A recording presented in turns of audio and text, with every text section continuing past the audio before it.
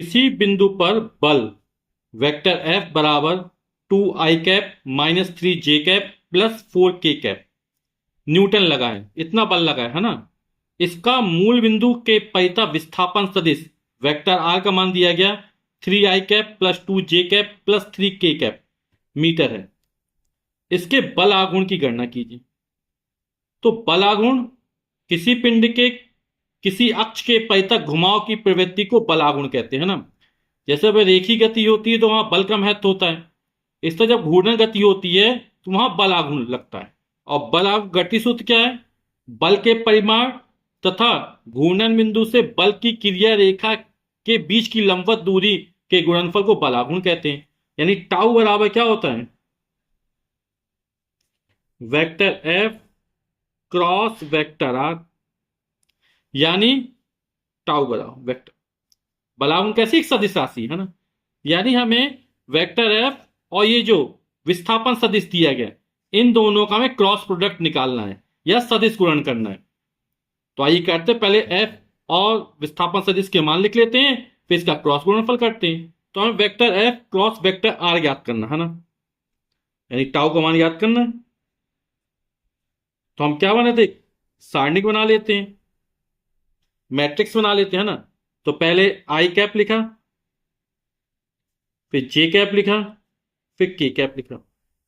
अब क्या है, आई कैप जे कैप के कैप गुणांक लिखते हैं। आई कैप में 2 का गुणा हो रहा, तो यहां पे 2 आ जाएगा, यहां माइनस का 3 आ जाएगा और ये 4 आ जाएगा।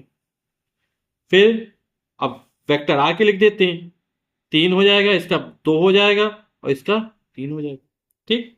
अब क्या किया, आई कैप, अब इस वाले को बंद कर लिया, -3 का गुणा 3 में करेंगे ना, 3 तिरका 9, तो हो जाएगा माइनस था तो -9 हो गया। फिर माइनस लगाएंगे, ठीक है, पहला प्लस से दूसरा माइनस से, और 4 इसको किया, 4 दूनी 8, आई फिर -j, तो जे वाले को बंद कर लेंगे, 2 का गुणा 3 में करेंगे, तो 2 का गुणा 3 में 2 तिया 6, फिर 3 का 4 3 चौके 12, और दूसरा वाला साइन किससे माइनस में जाता है। फिर के, इसको बंद किया, 2 दूनी 4 हो जाएगा, फिर माइनस साइन लगेगा, और 3 तिरका 9, तो -3 है तो माइनस का 9 हो जाएगा, माइनस पहले से तो माइनस माइनस प्लस का 9 हो जाएगा।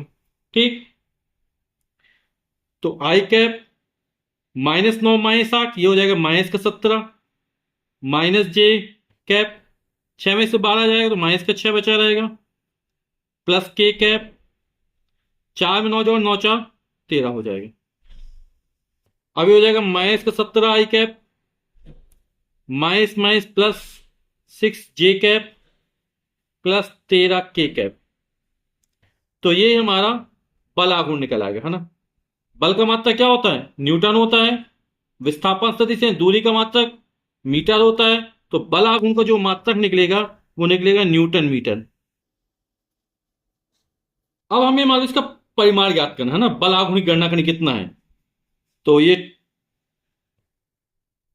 परिमाण यानी टाउ, तो कितना निकल आएगा, आप लोग जानते हैं परिमाण कैसे निकालते हैं, ax² plus ay² plus az²। ax क्या है, आई का गुणांक है ना, आई कैप क्या है, एक्स अक्ष के अंदिश एकांक वेक्टर, तो हो जाएगा -17 का वर्ग हो जाएगा, ax² प्लस ay², 6 का वर्ग हो जाएगा, और ये 13 का वर्ग हो जाएगा।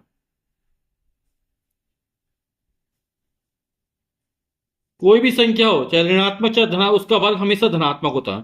तो 17 गुना 17 289 हो जाएगा, 6 का वर्ग 36 हो जाएगा, और 13 गुणे 13 169 हो जाएगा।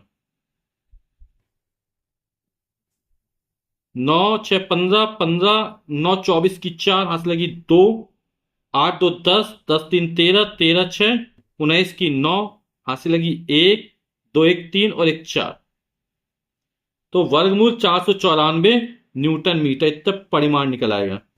ठीक, तो यही हमारे आंसर हो जाएंगे।